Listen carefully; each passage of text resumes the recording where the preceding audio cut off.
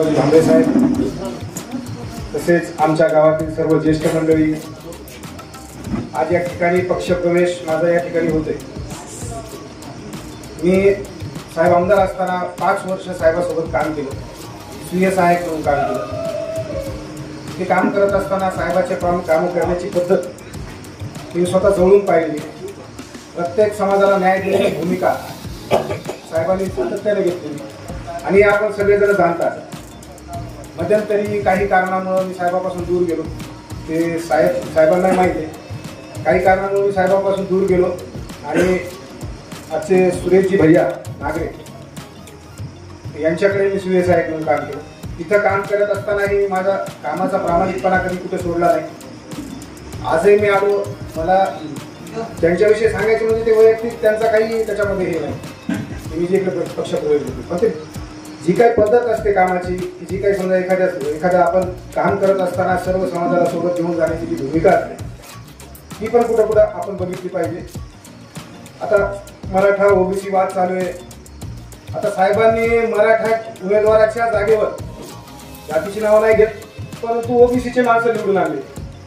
मग साहेबाचा जातीवादाचा कुठं विषय आला?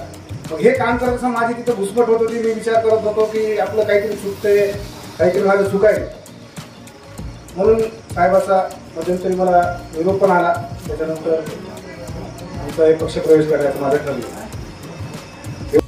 आज दिलदरी, दहेगाव, चिंचोली काळे, शहर 6 ते 7 गावाचा भाजपचे कार्यकर्त्यांचा पक्षप्रवेश आत्ताच या ठिकाणी झाला। असे अनेक जे चांगले कार्यकर्ते गेल्या अनेक वर्षापासून भाजपमध्ये जे काम करत होते आणि त्या पक्षामध्ये त्यांना कुठला मान सन्मान नाही भेटला। जी काय त्यांची अपेक्षा होती जनतेची कामं व्हावं पक्षाकडून, त्यांनी त्याकडून काही ग्रामपंचायतमध्ये चिंचोली काळेमध्ये काही असं मुलं होती त्यांना काही कार्यकर्त्यांना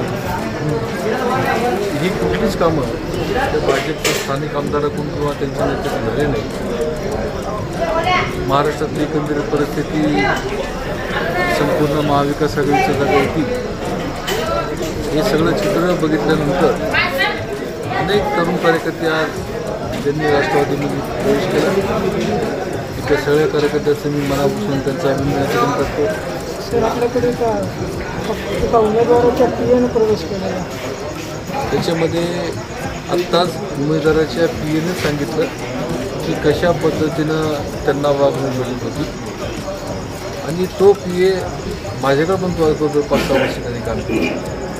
माझ्यासोबत असताना कशा पद्धतीने आम्ही काम करायचो याची त्याला जाणीव होती आणि ती जाणीव त्यांना मनात ठेवून त्यांच्या कामाची पद्धत आणि आमच्या कामाची पद्धत ही त्याला आवडली, म्हणून त्यांनी मला सांगितलं की मला पक्षात प्रवेश करायचा। अनेक तरुण सहकारी रवी होडकेसारखा त्यांनी आज आमच्या पक्षामध्ये प्रवेश केला, त्याचंही मला मस्त स्वागत करतो। असे असंख्य कार्यकर्त्यांचा ओढा आमच्या पक्षामध्ये प्रवेश करण्यासाठी इच्छुक आहे। निश्चित ही आमची जमेची बाजू आहे आणि या सगळ्या कार्यकर्त्यांचा प्रवेश हे नक्कीच विधानसभेच्या निवडणुकीला आम्हाला फायदेशीर राहील अशी मी अपेक्षा या ठिकाणी व्यक्त करतो आणि आज सर्व माझ्या मतदारसंघातल्या जनतेला विनंती करतो, आवाहन करतो की देशाचे नेते आदरणीय शरदचंद्रजी पवार साहेबांची उद्या 1:30 वाजता सेलू शहरामध्ये भव्य मोठी सभा आहे।